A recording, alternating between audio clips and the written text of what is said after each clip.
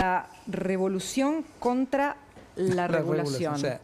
Y cuando abrís en el artículo principal, dice, sigan el ejemplo de Milei y habla de tu ministerio, de la planificación para hacer la desregulación. Y le dice a Estados Unidos y a Europa que sigan el ejemplo de Milei.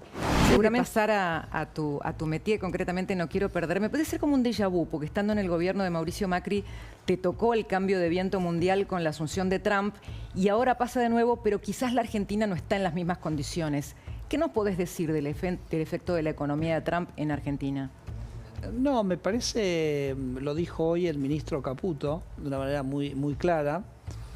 Argentina ha tenido inestabilidad por sus propios problemas. La verdad que si uno tuviera que poner una balanza, los problemas de Argentina, cuánto dependen de lo propio y cuánto dependen de lo externo, yo te diría, no sé, 99% de lo propio, porque hicimos las cosas tan mal durante tanto tiempo que el mundo podía estar volando y Argentina le iba a ir mal. De hecho, desde los años 90 acá, el mundo bajó la pobreza de 40% de la población a 10% de la población. Y Argentina en ese periodo subió la pobreza de 10 a 40, ¿se entiende? Entonces, sí, los problemas son nuestros. Hoy en Argentina se ve una situación, para mí, inédita, que creo que es muy alentadora, que es que hoy tenemos una situación fiscal ordenada. Argentina tiene un superávit fiscal que el presidente Javier Milei logró el primer mes de gestión. Claro, y para vos ese es el antídoto que tenemos ante las crisis. Un antídoto que nos hace, porque de repente estamos nosotros, vos pensás que si vos sos un país que está en deuda, que gasta más de lo que recauda, donde el gobierno está permanentemente tratando de ver cómo renovar su deuda, que tiene que colocar más deuda, eso lo pone al país en una situación de vulnerabilidad obvia. Y sobre todo hoy por la falta de perspectivas de certidumbre. Hoy tenemos un país que tiene superávit fiscal, es decir, que está cancelando deuda, no está acumulando deuda. Entonces, Cristina, simplemente te resumo, me parece que hoy Argentina en esta situación que es muy sólida. Único país en el continente americano con superávit fiscal. ¿Quién hubiera dicho?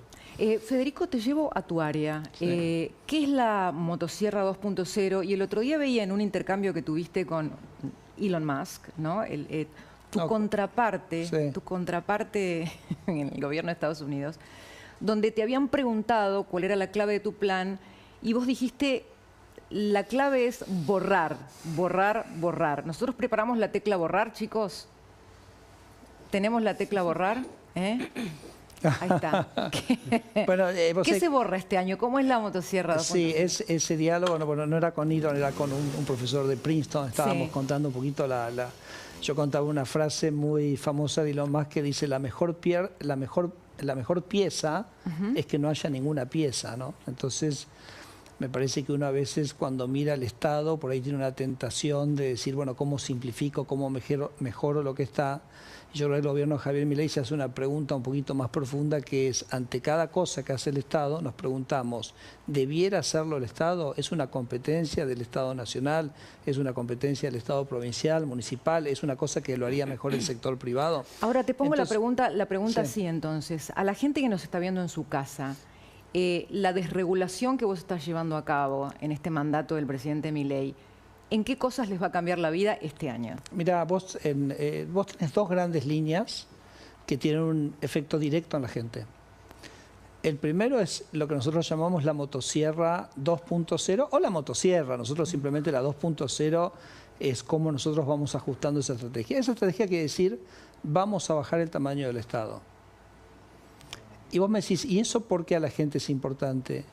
Es importante porque cada peso que gasta el Estado es un impuesto que le tengo que cobrar a la gente.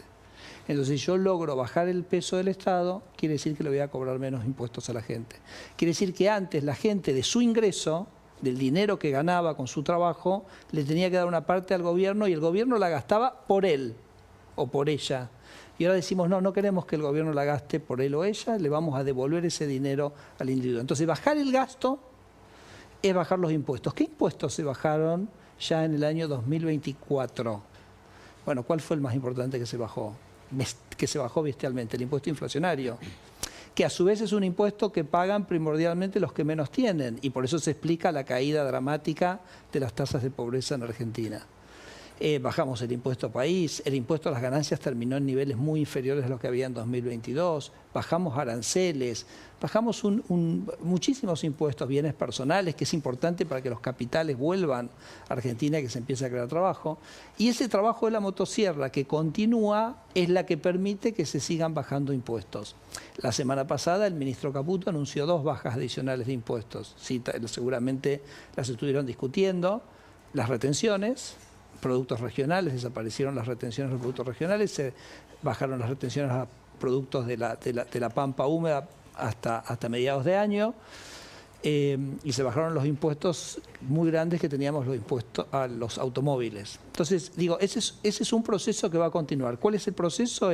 Nosotros vamos a hacer para la gente el mejor esfuerzo para reducir el peso del Estado. Y cada peso que ahorramos es un peso que va a implicar menores impuestos para la gente. Esa es una línea, perdón, Cristina. Y la segunda línea es la de la libertad económica, que tiene que ver más estrictamente con la desregulación, que es básicamente sacarle el pie de encima a la gente en términos de menos trámites, menos complicaciones, más libertad para trabajar. Y me parece que eso también lo vamos a ver en crecimiento económico, lo vamos a ver en más y mejores empleos. Y bueno, esas son las 2 líneas centrales que trabajamos en lo económico. Hay un paralelismo que me parece que está implícito en tu discurso, en lo que vos vas tuiteando, que es que regulaciones son igual a privilegios para algunos sectores que disfrutaban de un mercado cautivo. Pero ahora déjame que ponga el dedo en la llaga. Dale. Porque sigue el régimen de Tierra del Fuego, que cuesta un montón de plata. Creo que en un artículo tuyo leí que 519.000 millones de dólares, y eso sigue ahí. Sí, sigue ahí, pero realmente modificado, porque vos te acordás que el año pasado nosotros habilitamos para que la gente pueda importar de manera libre, sin aranceles, a través del régimen de courier.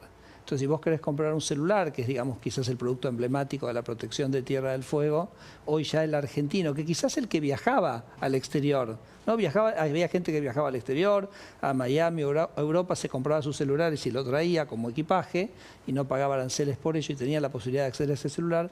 Hoy esa posibilidad la tienen todos los argentinos, ¿no? ¿Vas a desregular en la medicina como te pide Cristina? No? Bueno, pero la medicina es impresionante lo que hemos hecho, ¿no? Porque hemos hecho muchísimos cambios. Estamos muy contentos porque los remedios acá, los comparás con algunos en España, es una locura. Los medicamentos salen 5 veces lo que valen en España. Escucha eso, valen 25 veces lo que valen en India. Es una situación que heredamos de muchísimos años. El precio de los medicamentos cayó 1/3 desde que Javier llegó al gobierno, así que, venimos con un proceso interesante. Nosotros hemos hecho una serie de medidas tendientes a eso.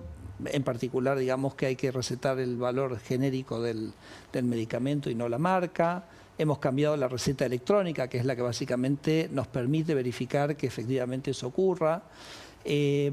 Hoy, por ejemplo, hace unos meses ya la venta de medicamentos online es una realidad en Ciudad de Buenos Aires, porque en la provincia de Buenos Aires lo tienen prohibido, ¿no? Y entonces eso es lo que básicamente genera más transparencia en los precios y permite que los precios bajen. Hemos sacado medicamentos que estaban atrás del mostrador, lo hemos traído a la góndola, entonces también uno ve la diversidad de precios. Bueno, el resultado de eso es que el precio de los medicamentos, que coincido contigo, sigue siendo alto y que sobre lo cual vamos a seguir trabajando, pero incansablemente, viene en una trayectoria de descenso bastante sostenido. Federico, entiendo la desregulación, que era una mala palabra hasta hace no poco tiempo. Creo que Javier Milei ha sido muy exitoso en su trabajo de divulgador cuando era panelista y luego candidato, que fue un trabajo muy importante y que puso en valor la idea del orden fiscal, ¿no? Que era una mala palabra en la política argentina. Sí, correcto. ¿Cuál es tu visión de lo que se llama la batalla cultural y que en este momento está en el centro del debate, ¿no? Sí, no, yo creo que es absolutamente central, creo que es el punto número 1, creo que ahí es donde... ¿El número 1? Sí, porque básicamente define el marco, ¿no? Define lo que es políticamente aceptable, o sea, hoy me comentaba Javier, o sea, el mensaje no hay plata, ¿no? Entonces que la gente lo entiende porque terminan siendo mensajes de sentido común, que un gobierno no puede, como una familia no puede sistemáticamente gastar más de lo que ingresa, o sea, es una familia o una empresa que básicamente gasta más de lo que le entran por las ventas que hace, inexorablemente va a ser una situación dificultosa. Entonces, pero el sentido común había sido tergiversado, quizás te lo puedo ilustrar con algo de hoy mismo, de una cosa que expliqué hoy a la mañana. Digo, para traer la realidad de lo que Inca? es lo del Inca. ¿Les dijiste estafadores? Porque también es cierto que a veces ese marco regulatorio era un marco regulatorio que se usaba para tener un beneficio, ¿no? Que también en algún punto también nos retrotrae un poco, digamos, a las críticas que nosotros podemos tener a la marcha del fin de semana. Pero fíjate en el Inca, qué increíble esta historia. ¿Te gustó lo que dijo el presidente en Davos o te pareció confuso? A mí me parece que fue clarísimo lo que dijo el presidente, que es que nosotros como liberales somos absolutamente respetuosos de las decisiones individuales y privadas de las personas. Para nosotros el artículo 19 de la Constitución, que dice que los actos privados de las personas están fuera del alcance de las leyes, es casi como una verdad sagrada. El presidente creo que en esto fue absolutamente claro. Creo que lo que pasó el sábado fue simplemente una utilización política de algo que nosotros no habíamos dicho y que creo que el presidente fue clarísimo en su defensa de las libertades individuales.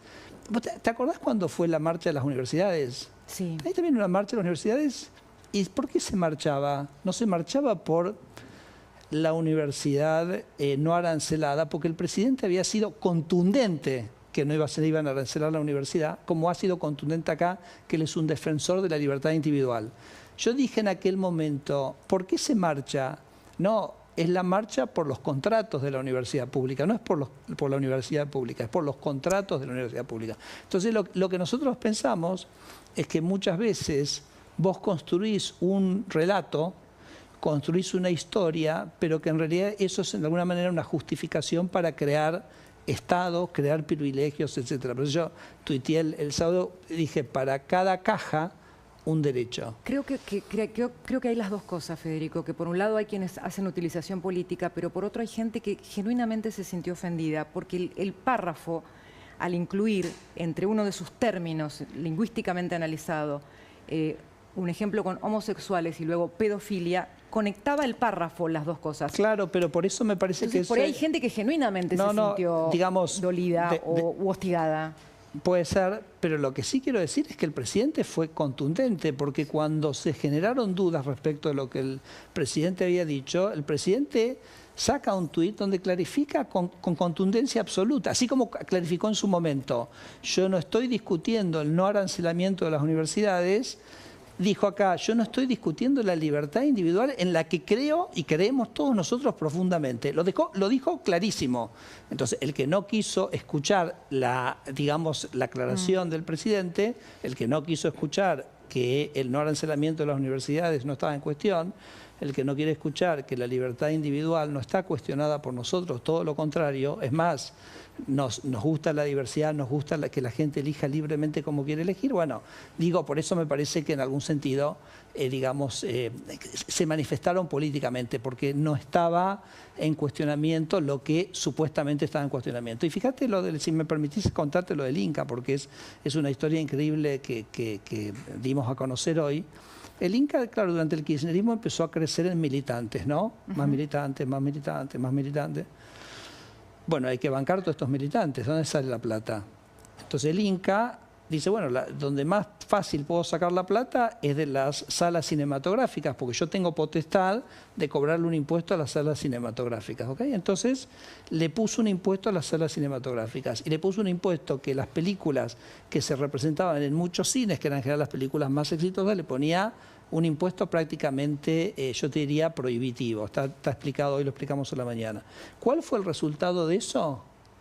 Que se cerraron salas de cine. Que, por ejemplo, en 2024, de los 800 títulos que se estrenaron en la zona del AMBA, en Buenos Aires y alrededores, ¿sabes cuántos llegaron al interior? 200. ¿Okay? Porque claro, si vos sumás salas pequeñas en el interior y cada una de esas salas te implica un impuesto mucho más grande, a vos no te rinde eso. Entonces, ahora, cuando vos lees la resolución, es extraordinaria la resolución que hizo el Inca en su momento, porque todo el argumento es que ellos quieren defender el cine y que quieren defender la diversidad. Y entonces usan eso como un argumento para cobrarle un impuesto al cine y destruir el cine en el interior, ¿no? Entonces yo por eso digo, y con eso te termino, que hay mucha hipocresía en todo esto, porque vos usás una causa noble, y el presidente mismo usó esa expresión, para construir un relato que a la postre lo que busca es defender algún privilegio o hacer alguna caja y conseguir recursos del Estado. Y eso es lo que nosotros no estamos de acuerdo. La última pregunta tiene que ver con la tapa de esta revista, la revista The Economist, una de las más prestigiosas del mundo en materia de análisis económico. Dice: la revolución contra la regulación. Sí. Y cuando abrís en el artículo principal, dice: sigan el ejemplo de Milei, y habla de tu ministerio, de la planificación para hacer la desregulación. Y le dice a Estados Unidos y a Europa que sigan el ejemplo de Milei. Seguramente esto profesionalmente para vos, ¿la tenés en papel? No, regalámela, perfecto. Okay, gracias. ¿Quién más le pidió a Argentina guía para desregular? Estados Unidos es uno, y también Italia. Sí, también Italia. No, y te digo que hay muchísimo interés de muchísimos políticos en Latinoamérica. O sea, en toda Latinoamérica se está viendo la gestión de Milei con muchísima atención. Creo que todos nosotros, somos todas economías que estamos muy sobrereguladas, porque el discurso, que en algún sentido también a lo que el presidente Milei iba, ese discurso, digamos, muy pro Estado, que ha prevalecido en el mundo occidental en los últimos años, ha llevado eso. Entonces, todo el mundo está, digamos, consciente de esto, o mucho más consciente. Vos sabés que hace un año, Mario Draghi, que es un político, fue presidente del Banco Central Europeo, fue el primer ministro de Italia, escribió una nota que decía justamente esto, porque vos fíjate que en Europa vos tenés una doble regulación, porque tenés la regulación del país y después tenés la regulación de la Unión Europea arriba, ¿no?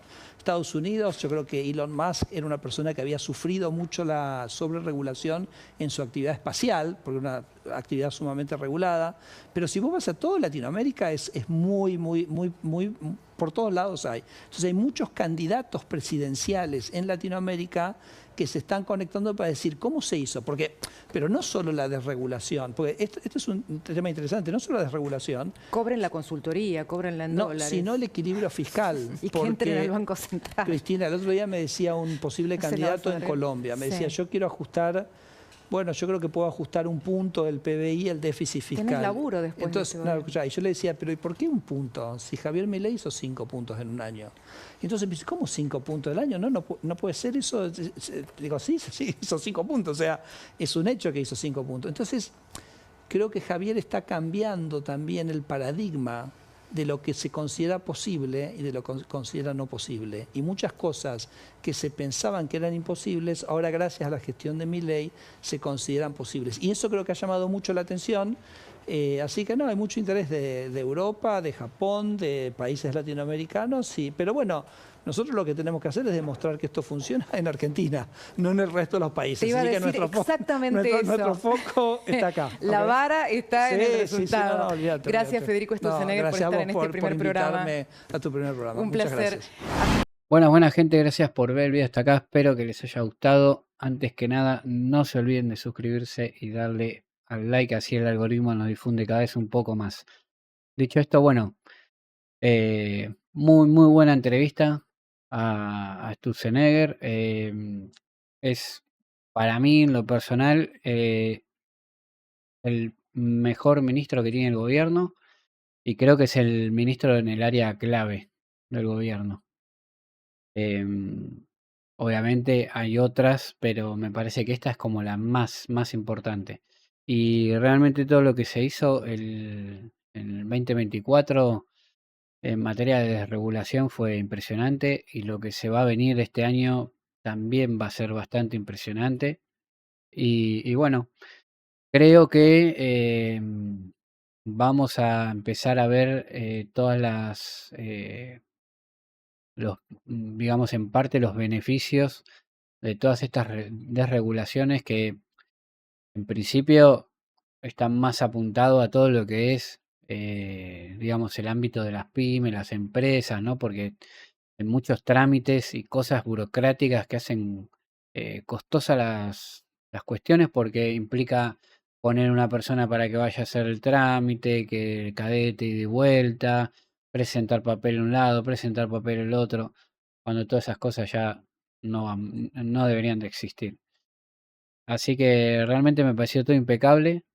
Espero que a ustedes también. Y bueno, déjenme en los comentarios abajo, así los leo. Y nos vemos en un próximo video. Les mando un abrazo.